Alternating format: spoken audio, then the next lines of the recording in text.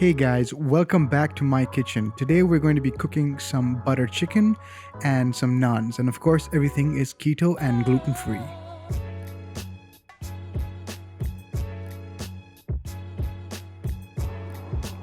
So, first, we're going to prepare our chicken. Unfortunately, I did not have any boneless chicken at home, so I'm going to debone these whole chicken legs. You don't have to do this. If you have boneless, skinless chicken thighs, then feel free to just use those. I've never actually deboned whole chicken legs before, so this was a learning experience for me. Let me know down in the comments if you want me to do a tutorial on how to debone a whole chicken leg while keeping it intact.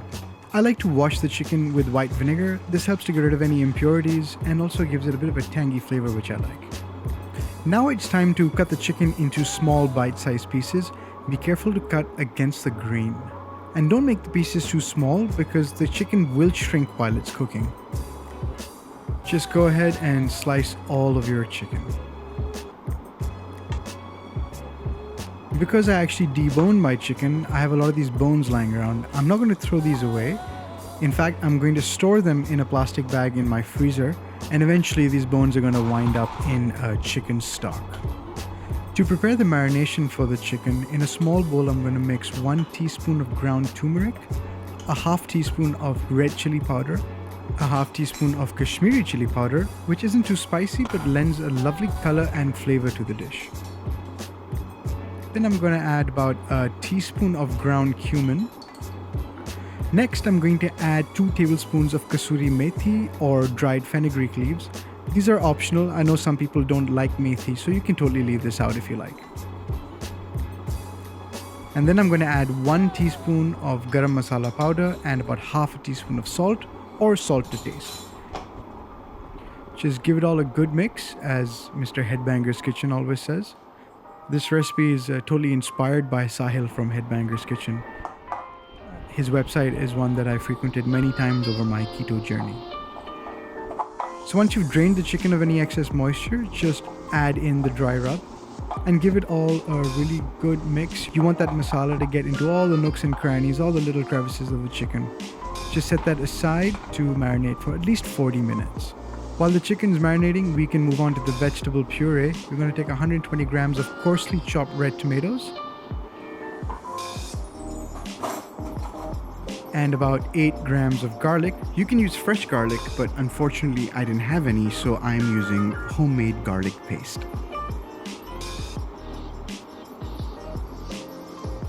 I'm also going to take about 5 grams of ginger. You don't need to peel it since it's all going to get pureed. Just make sure it's nice and clean.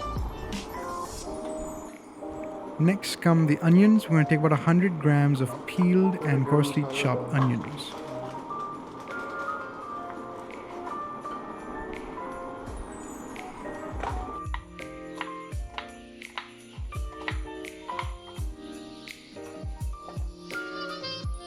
To make the puree, I'm going to put all the veggies into a food processor and pulse it a couple of times. You're going to have to open it and scrape down the edges a few times during this process. I'm also going to add a little bit of tomato paste. This is completely optional. If you don't want to add tomato paste, that's fine. I just kind of feel like the tomatoes I got today are a little lacking in flavor.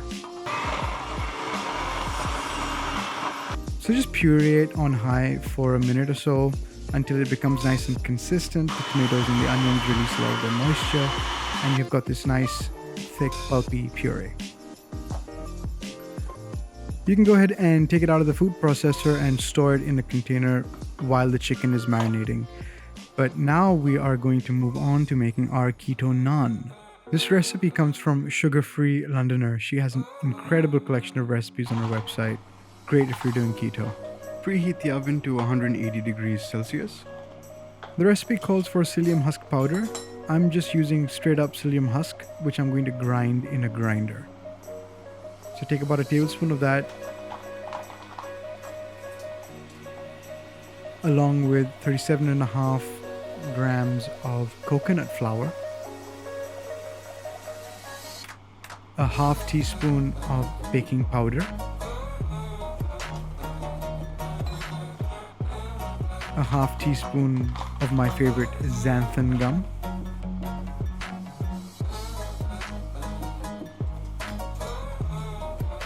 and a half teaspoon of salt.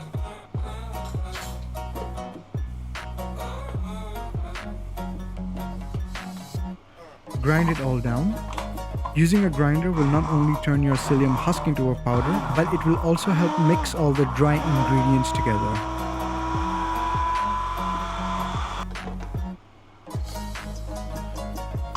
Once ground, empty all the dry ingredients into a mixing bowl and add 1 tablespoon of liquid coconut oil. Then add 2 tablespoons of yogurt. I'm using homemade, but you can use store-bought yogurt. Just make sure it's sugar-free. Now it's time to heat up a half cup of water. We're going to pour some of that into our mix and then reserve the rest to use as needed. Using a whisk or a spatula, we're going to quickly start stirring.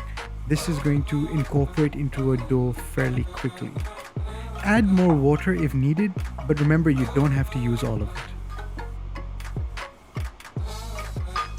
I'm using a whisk here, but I would suggest you just use a spatula.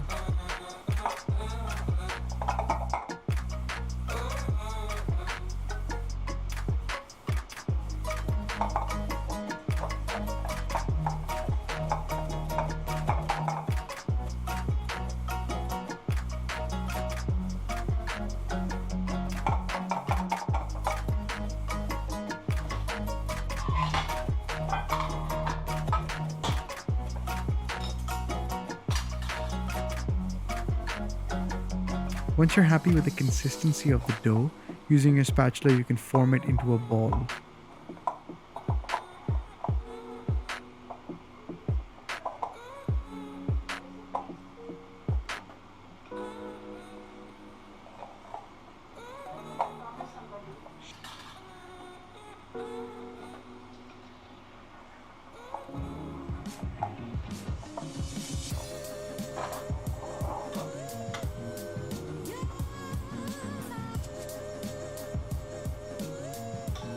And it's time to start cooking our chicken. I'm going to use a large non-stick pan with a little bit of butter.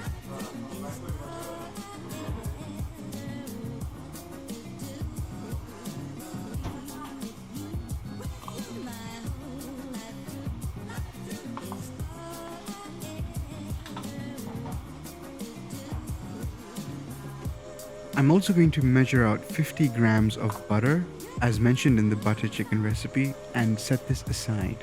This is going to be added to the chicken while it's cooking. Once the butter is hot and foamy, it's time to add the chicken to the pan. We're going to separate all the little pieces so that they cook independently and don't get stuck together.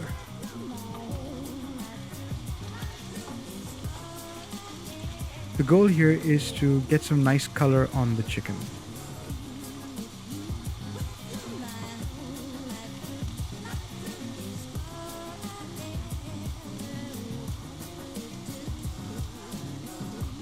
Once you've got all the chicken pieces nice and separated, just let it sit undisturbed for a while to get some nice color going.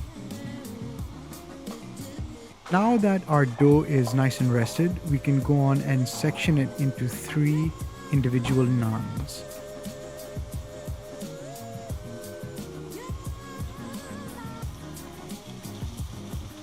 The chicken's been on the pan for about 2.5 minutes now, and I'm just going to give it a flip. I'm going to use my trusty chopsticks to help me flip all these pieces. The chicken looks like it's browning rather nicely.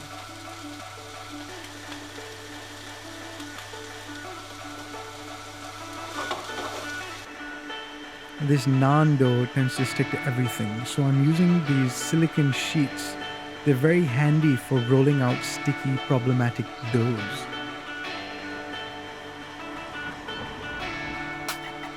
I'm going for these long naan shapes, and I'm going to achieve these by putting the dough balls on one end of the mat and then rolling them in one direction.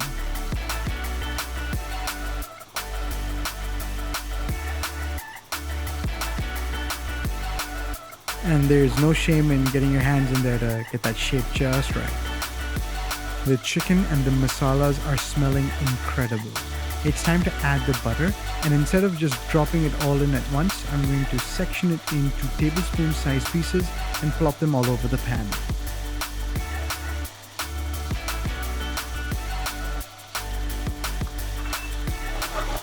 It's a good idea to gently mix them and allow that butter to melt all over the chicken. Make sure to bring the heat down to a medium. And now it's time to get the naans ready for the oven, but first we have to garnish them. Just going to sprinkle on some sesame seeds and some nigella seeds. And a little bit of sea salt. Into the oven they go for about 10 to 15 minutes or until they're brown.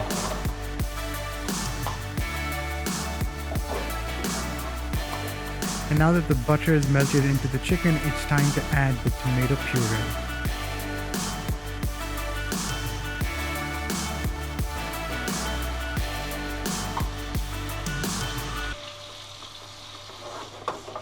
You want to be sure that you mix it really well. You want the tomato to cover every piece of chicken. Make sure that the heat is set to medium and cover the pan. Okay, so it's been about 5 minutes since we added the tomatoes. They're cooking really nicely. Just going to give them a gentle stir just to make sure nothing's sticking to the bottom of the pan. We want the tomatoes to cook a little longer, just until they stop tasting raw. Peek at the naans, they're looking good.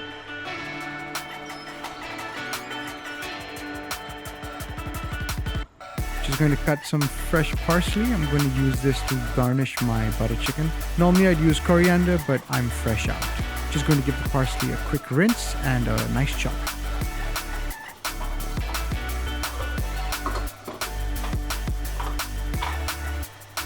The chicken is almost cooked. It smells wonderful. I'm going to add about 3 tablespoons of frozen homemade chicken stock. This step is completely optional, but I find the stock really rounds off the flavor nicely. It also helps hydrate the mixture.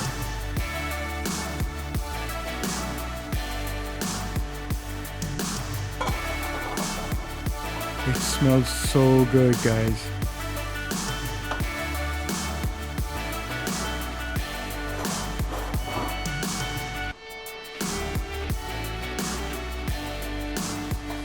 The naans are almost done as well. They're becoming a bit poofy, so I'm just going to dock them with a fork. It's time for our final ingredient. We're just going to measure out 100 grams of cream.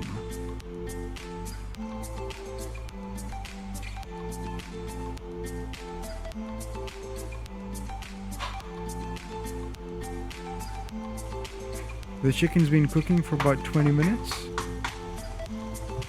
Now is a good time to taste and check for seasoning. I'm just going to turn off the heat and add a little bit of salt.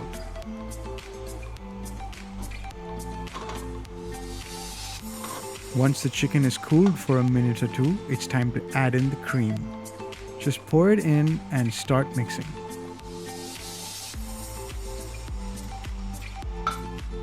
Stir the chicken until all the white streaks of the cream disappear and the tomato and the cream is thoroughly mixed and all the chicken is coated in that delicious cream. Now I'm just going to brush some oil onto these naans. It's going to help them get that last bit of color.